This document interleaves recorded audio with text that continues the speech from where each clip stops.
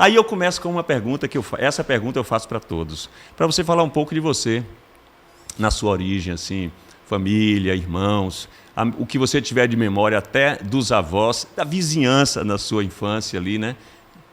Vai servir para a gente entender melhor a sua expressão como pessoa e como artista. É um prazer estar aqui. Eu sou seu fã. Eu sou seu fã também, coisa boa. A gente nunca trabalhou junto, assim, para valer, mas vai chegar o dia. Com fé em Deus, eu espero. Viu? E eu sou de Ilhéus, né? Eu sou de Itabuna. Exatamente. Somos muito próximos ali, né? Eu nasci numa família, assim, que eu diria que me colocou onde eu estou, porque a minha mãe era uma mulher muito sensível, ela gostava de desenhar, era pianista, escritora.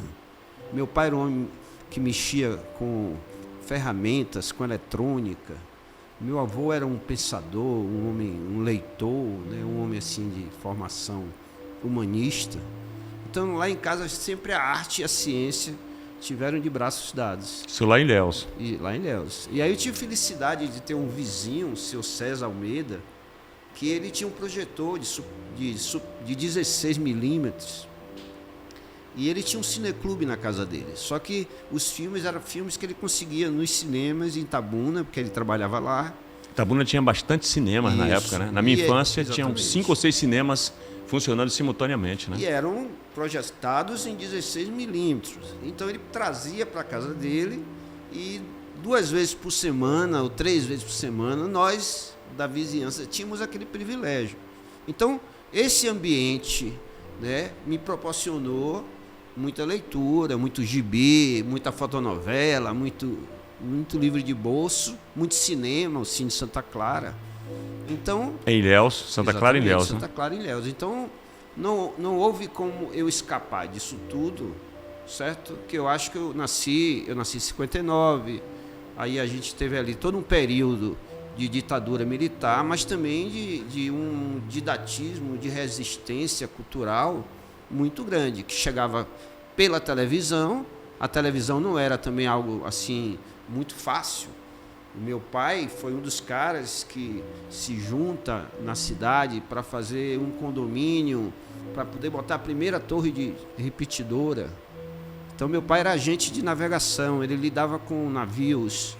Então lá em casa tinha muito acesso a coisas do mundo todo, certo? Porque meu pai atendia aqueles navios que vinham pegar o cacau do mundo inteiro. Então eu tive essa sorte de ter, ao mesmo tempo, um pé na cultura mais tradicional.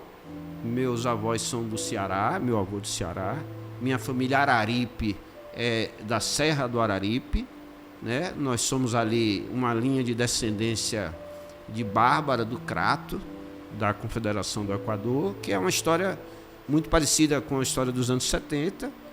São revolucionários que lutam contra a monarquia e que são presos diversas vezes, ficam aqui no Forte São Marcelo durante um ano.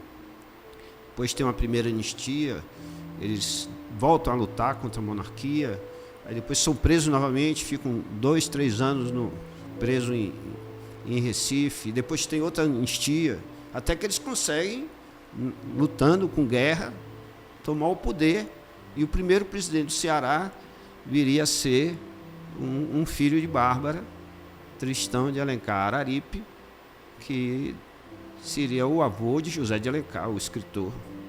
E aí é dessa linhagem aí de Alencar Araripe que eu cheguei aqui onde estou. Que mistura fantástica, né? Diz minha mãe que eu tenho algum parentesco com José de Alencar, porque a minha avó é Elisa Agra de Alencar, uma cigana. Possível, então a gente tem um parentesco, quem sabe, a família próximo, Agra também é uma família muito importante. Também, né? Lá na Paraíba, principalmente, é uma família de poetas. Pois é. Que mistura boa essa mistura. Mas isso que você fala do seu pai, com que idade você estava aí? Esses cinemas, esse acesso todo que você tinha? Eu fiz meu primeiro filme com 13 anos, certo? Mas eu já fazia música ali na infância, porque os festivais de música do Brasil, eles foram um momento extremamente civilizatório para o Brasil, né?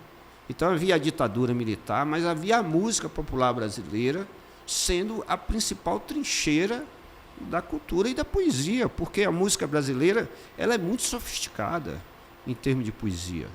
Então a gente tinha aquele acesso, não só através de discos, mas a partir dos festivais. Os festivais que eram muito importantes. Os festivais eram muito. Tanto que eles reproduziam festivais. E Ilhéus chegou a ter 2 ou 3 festivais. Exatamente. De música. Naqueles moldes dos festivais da Tupi, né? Aqueles festivais antigos, de onde surgiu ali Chico, né? Aquelas imagens que a gente tem antigas, Caetano fazendo aqueles protestos. Era um lugar de manifestação mesmo, né? Exatamente. Do artista, né? E esse papel aí, porque hoje, quando a gente acabou de passar, né, esses 4 anos terríveis aí de retrocesso absoluto, como a gente vê o quanto a gente lutou, né? As lutas não foram poucas. As lutas foram... Primeiro era contra o autoritarismo dentro da escola. As escolas de Ilhéus eram todas muito autoritárias. Tinha escola que os alunos apanhavam, de palmatória. Então é todo um processo. Eu apanhei de palmatória. Eu alcancei essa coisa terrível, né? Que limita um ser humano, né? Exatamente. É uma castração, assim, né? Então eu, por exemplo, fui expulso de 2 escolas. Eu fui expulso de 2 escolas. Porque sempre nesse processo de contestar esse autoritarismo que não tinha lógica. Porque não tinha lógica, entendeu? Era o autoritarismo pelo autoritarismo, para poder reproduzir uma coisa de poder, uma coisa que estava em todos os lugares. As pessoas não percebiam, mas estava em todos os lugares. E a maior representação disso tudo era a censura. Então a gente lutava contra a censura. A gente via músicas de colegas, ou então de artistas famosos, sendo censuradas. Assim como, né, não sei se você pegou, mas eu, quando fui ator aqui em Salvador, em 77, ali no final da década de 70, a gente tinha que apresentar o ensaio para censura. Para saber o que passava e o que não passava. Então, se a peça estreasse no sábado, na quinta-feira, a gente montava a peça inteira para aqueles filhos de uma égua lá sentada na plateia assistir para dizer o que podia e o que não podia.